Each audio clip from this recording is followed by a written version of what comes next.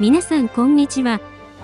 今日も最新のウクライナ情勢について、公開情報をコンパクトにまとめて地図を使って、いち早くわかりやすくお届けします。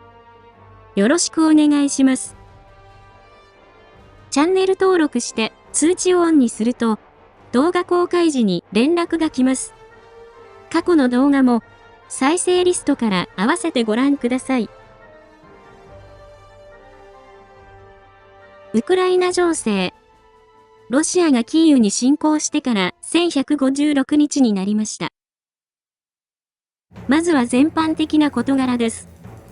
先ほど公表されたウクライナ軍の参謀本部の最新の発表によると、ロシア軍の損失は兵士1060名、戦車3両、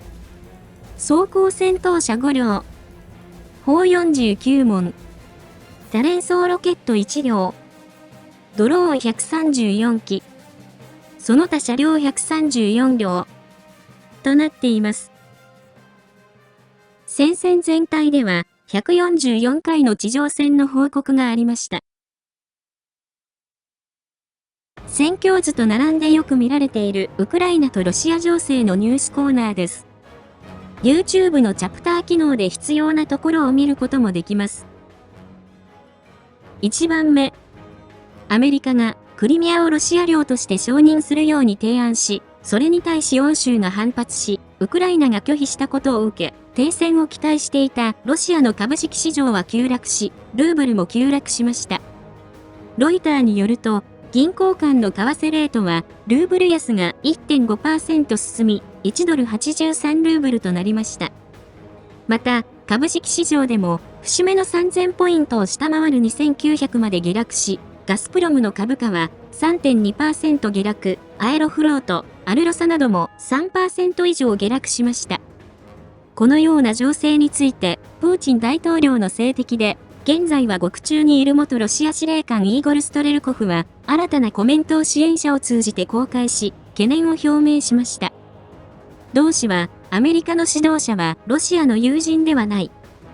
アメリカが和平交渉から撤退した後、アメリカは後ろに下がって様々な武器や制裁圧力を使ってウクライナを支援し続けるだろう。これはロシアを疲弊させる戦略だと懸念を表明しました。2番目。トランプ大統領がクリミアを放棄しなければ国全体を失うことになるとウクライナを脅迫したことに対し、ロシアの軍人でプロパガンダ活動家のゴリコフは、ロシアにはウクライナを終わらせる力はなく、夢物語だと冷静に分析しました。トランプ大統領の発言は、先月、プーチン大統領がウクライナを終わらせると発言したことに対応しますが、ゴリコフは、もし本当にウクライナを終わらせようとするなら、戦線は崩壊し、ロシア自体が崩壊すると述べ、ロシア軍の疲弊と消耗は限界に達していると指摘しました。ゴリコフは、プーチン大統領はただ終わらせると言ったのではなく、わざわざ必ず終わらせると言った。しかし、我々にはそのようなものがない。みんな疲れ切っていて、前線がいつ崩壊してもおかしくない。何もかもがうまくいっていないのだと述べ、3年の消耗戦でロシア軍が厳しい状況にあることを説明しました。3番目。ポーランドのシコルスキー外相は演説を行い、ロシアに対して厳しい見方を明らかにし、大きな拍手を受けました。演説では、ロシアはキーウもビリニュスもリガもタリンもキシナウももう二度と支配することができない。ロシアには11のタイムゾーンがあるが、それでも足りないというのか？ロシアは国際法に従い、国内をもっと良くすべきだろう。ワルシャワの再占領を夢見る前に、阪神米が維持できるのかどうか考えるべきだと、ウラジオストクをわざわざ中国の名前で呼び、ロシアがヨーロッパに進出しようとすれば、中国がかつての領土を奪い返しに来る可能性があることを暗に示しました。それでは各地域の戦況です。戦況の変化のあるところを中心にお伝えします。その変化は大画面でフルスクリーンにしていただくと日付とともに追いかけることができます。またこの分野で過去に起きた様々な事案から、ルジアンやルシアン軍など、YouTube に最適化した表現を使用しています。北東部、スームイ、クルスク、ハルキウ方面。ルシアン軍が侵攻の目標としているはずのスームイから、クルスク、ベルゴロド、ハルキウ方面の戦況についてお伝えします。作戦に影響を与えるスームイの天気は、晴れ。最高気温27度、最低気温13度。金曜日まで晴れの日が続きます。この方面で、ルジアンは、クルスク方面で21回の地上攻撃と15回の空爆。ハルキウ方面では4回攻撃を行いました。クルスク方面。この方面で、ルジアンは損害を出しながらゆっくりと前進し、奪還を進めています。1番目。バシフカでは、位置情報付きの映像によると、地図の場所で、ルジアンが建物に取り付いたところが確認され、この場所が最前線となっているのがわかります。ご覧いただいているのは、ウクライナ軍の第36海兵旅団のもので、地図の場所にいるルジアンを観察している様子となっています。ルジアンは、ここ20日ほどは前進はできておらず、戦況図にも変更はありません。2番目。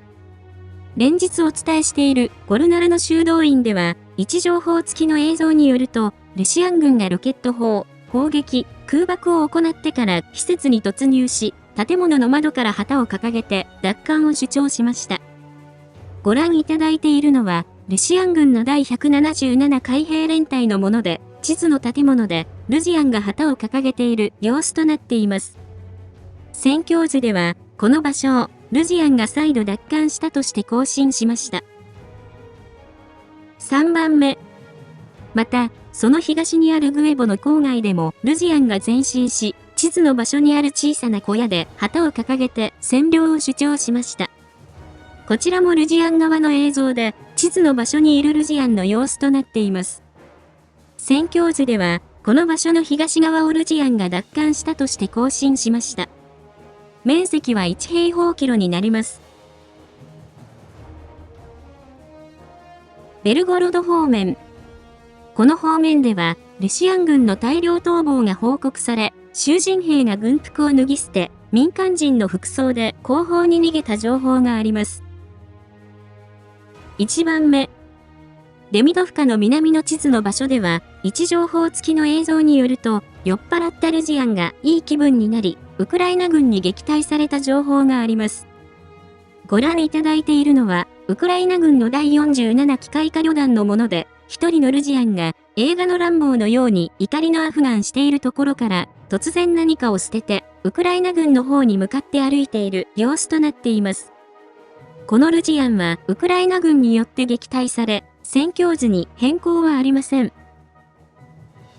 それ以外には、ベルゴロドの地元テレグラムチャンネルによると、ノバヤタボルチャンカにあるレクリエーション施設が、ルジアンたちの略奪に遭い、家具、冷蔵庫、ビリヤード台などあらゆるものが盗まれ、果ては暖房システム用の不凍液を抜き取られました。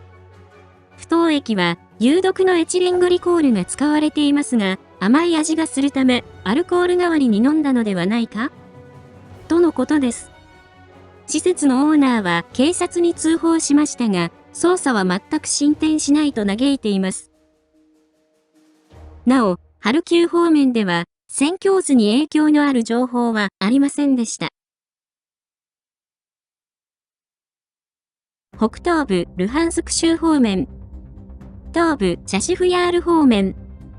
クピャンスクからチャシフヤール方面の戦況についてお伝えします。この方面でルジアンは、クピャンスク方面で2回、スバトベクレミンナ戦は7回、シベルスク周辺では3回、チャシフヤール方面で3回、トレツクの方向で13回攻撃を行いましたが、次に述べるトレツク方面以外では、ウクライナ軍が撃退し、戦況図に変更はありません。トレツク方面。この方面で、ルジアンは、コンスタンチノフカに向けて、市街地と側面の両方から突破を試みていますが、市街地では前進が停止して苦戦し、郊外で前進を試みています。この方面に配置されているウクライナ軍の第28機械化旅団のコールサイン、ヤリー指揮官は陸軍テレビに登場し、ルジアンの戦術について、敵はグリルをつけたツアーリ戦車、カメノコ戦車をタクシー代わりに頻繁に使用し、戦場の近くまで突撃兵を運んでいる。この前は15台のバイクも一緒に運んでいたと報告しました。1番目。レオディニフカでは、位置情報付きの映像によると、集落の東西で、ルジアンがオートバイで突破を図っていて、ウクライナ軍がドローンで撃退しています。ご覧いただいているのは、ウクライナ軍のキジャーク国家警備旅団のもので、地図の場所にある陣地にいるルジアンの様子を観察しているところとなっています。戦況図では、この付近のウクライナ軍の奪還地を縮小させ、係争地として更新しました。2番目。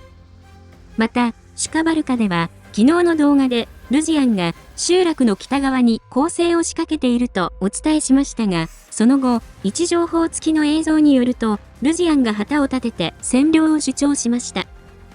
ご覧いただいているのは、ルジアン側のもので、集落の地図の場所にある建物の屋上の様子となっています。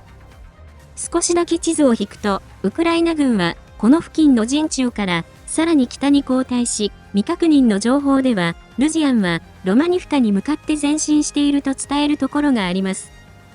この場所が防衛の弱点であったとの指摘があります。その他の複数の情報も考慮して、戦況図では、先ほどのレオディニフカの郊外から東西の道路の北側をルジアンが占領したとして更新しました。面積は8平方キロになります。南東部ドネツク州、ポクロフスク、コスティアンティノピル、ベリカノボシルカ方面の戦況についてお伝えします。この方面で、ルジアンはポクロフスク方面で42回、コスティアンティノピル、ベリカノボシルカ方面で15回攻撃を行いました。ポクロフスク方面。この方面で、ルジアンはポクロフスクから離れた郊外でわずかに前進しました。1番目。ポクロフスクの東側のタラシフカでは、位置情報付きの映像によるとルジアンが周辺の集落に砲撃を行い、ウクライナ軍を孤立化させた上で、数多くのドローンを投入して攻撃を行い、その後、歩兵が集落に突入しました。こちらは、ルシアン軍の第33自動車化ライフル連隊のもので、地図の場所で旗を掲げて占領を主張しているところとなっています。戦況図では、この場所までルジアンが占領したとして更新しました。面積は2平方キロになります。2番目。西側正面のナディーフカでは、今月初旬にウクライナ軍が反撃を行いましたが、その後、位置情報付きの映像によると、ここ数日でルジアンが再度攻撃を行いました。ルシアン軍は地図の T 字路まで前進しましたが、確認できるだけで3両の装甲車両がリモート地雷により破壊されました。ご覧いただいているのは、ウクライナ軍の第59突撃旅団から先ほど公開されたもので、地図の場所の様子となっています。この場所では2月にもルシアン軍が同じように撃退され、キルゾーンとなっています。戦況図では、この手前までルジアンが前進したとして更新しました。3番目。同じく西側正面のザポリージャ村の郊外では、4月23日の動画でルシアン軍が地雷にかかったことをお伝えしましたが、複数の情報源がその後もルシアン軍の機械化攻撃を報告しています。戦況図では、その範囲2キロで係争地が拡大したとして、また、その背後のヤセノベから南のアンドリーフカに至る道路は、ルジアンが占領したとして更新しました。面積は12平方キロになります。コスティアンティノピル方面。この方面では、ロズリフで激しい地上戦となっています。位置情報付きの映像によると、ウクライナ軍はロズリフに北から反撃を仕掛け、一旦は集落の北側に入りました。しかし、その後、ロシア軍がドローンで攻撃し、ウクライナ軍の反撃は奪還につながらなかった模様です。その際、ロズリフの集落の端で2両の M113 装甲戦闘車が遺棄されたのが確認されました。ご覧いただいているのはルシアン側のもので、地図の場所の様子となっています。ルジアンは、その後、集落の西側に反撃を兼ねた攻撃を行い、今度は、ウクライナ軍がドローンで前進を阻止しています。戦況図では、集落の西側で、畑1枚分ほど係争地が拡大したとして更新しました。後方地域。今日もロシアン領内で不審な出来事が起きています。1番目。ウクライナ軍は前線から1300キロ離れたタタールスタンのアラブナ経済特区にあるシャヘドドローン最終組み立て工場に攻撃を行い成功しました。この工場は毎日300機のシャヘドドローンを生産できる能力があり、ウクライナ軍は250キロ爆弾を積んだドローン6機で攻撃を行い、1機は撃墜されましたが、5機が工場に命中した模様です。目撃者によると、ドローンはまず250キロの爆弾を投下し、その後爆薬を積んだ飛行機が突っ込んだとの情報があります。損害の程度は今のところ不明となっています。2番目。昨日の動画でお伝えしたモスクワの第51ミサイル兵器ショーの損害が衛星写真で判明しました。映像は合成開口レーダーのもので、兵器庫の中心にあった貯蔵施設は完全に破壊されました。現地では現在も二次爆発が続いていると伝えられ、NASA の火災監視衛星などの情報も考慮すると、爆発範囲は30棟の兵器貯蔵庫と弾薬庫に及ぶと考えられています。また、この兵器ショーには、中国製の63式多連装ロケット用のロケット弾の残骸が含まれていて、中国がロシアに直接または第三国を経由して武器を提供していた可能性があります。南部ザポリージャ州、南部ヘルソン州。これらの方面でルジアンは5回攻撃を行いましたが、戦況図に変更のある情報はありませんでした。その他、トランプ大統領のクリミアをロシアに併合させる衝撃の発言について、様々な波紋が広がっています。ゼレンスキー大統領は2018年第一次トランプ政権時代のポンペオ国務長官の声明を投稿し、トランプ政権は武力で奪取したクリミア領土に対するロシアの主張を認めない政策を確認するとするクリミア宣言を投稿しました。また、専門家によると、ベラルーシのルカシェンコ大統領やベネズエラのマドゥロ政権、イランですら、クリミアをロシア領だと認めておらず、トランプ大統領の無知、暴走ぶりが目立っているとのことです。また、このような状況は、1938年にヒトラーがチェコスロバキアにズレーデン地方を割譲するよう求め、フランスと英国がそれを認めた時以来の出来事となります。その後、ヒトラーはチェコスロバキアに侵攻し、同国は悲惨な運命となったのは、日本の歴史の教科書にも書いてあるところとなります。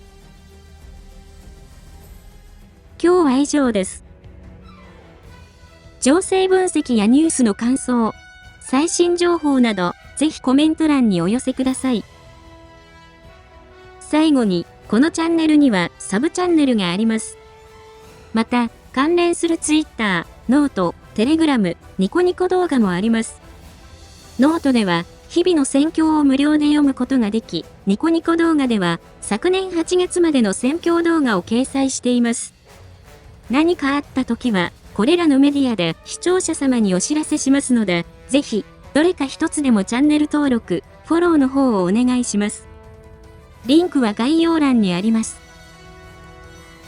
ご視聴いただきありがとうございました。